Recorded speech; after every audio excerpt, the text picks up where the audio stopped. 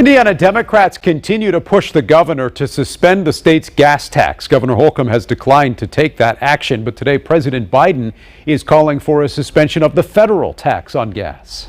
Now, I fully understand that a gas tax holiday alone is not going to fix the problem, but it will provide families some immediate relief, just a little bit of breathing room as we continue working to bring down prices for the long haul.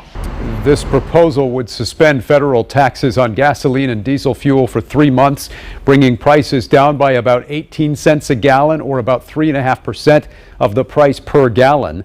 The president also wants companies to begin refining more oil into usable fuel and to address a supply shortage. Now, some lawmakers are skeptical, including Indiana Senator Todd Young, who called the plan a, quote, Band-Aid on a gaping wound. Senator Young proposes instead increasing oil supply and ignoring environmental goals that are meant to fend off climate change. Now, President Biden is also calling on state leaders like Governor Holcomb to suspend their gas taxes as well. But as we said, the governor has declined to take that step, even as the state's gas tax is set to hit a record high of 62 cents per gallon next month.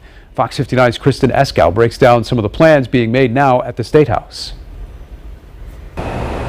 Despite a continued push from Democrats, it doesn't appear Indiana lawmakers will suspend the state's gas taxes. But they are moving forward with Governor Eric Holcomb's proposal to issue an automatic $225 taxpayer refund. Hoosiers say feeling pinched at the pump for months hasn't been easy. I'm a stay-at-home mom right now, but which has impacted us certainly. Your kids suffer, your family suffers. Governor Eric Holcomb has announced lawmakers will gather July 6th to work on his inflation relief proposal, which has received bipartisan support. It would return Hoosier taxpayers $225 each.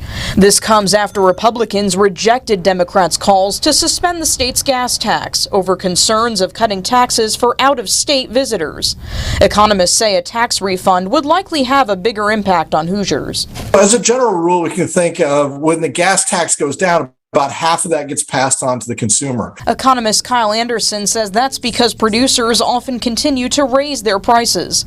Still, Democrats are pushing for the tax refund and suspending the state's gas tax. Some savings is better than no savings. State Representative Greg Porter is calling on lawmakers to make sure all Hoosiers who are on Social Security, disability, or supplemental security income are included in the tax refund, regardless of whether they filed a tax return. They are the group that also helped build this surplus within the state of Indiana.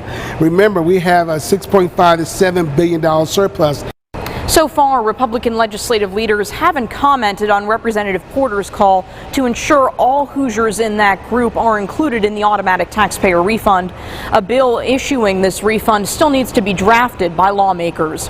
At the State House, Kristen Eskow, Fox 59 News. Kristen, thank you. The governor's office hasn't responded to our request for comment on President Biden's call on states to suspend their gas taxes as well.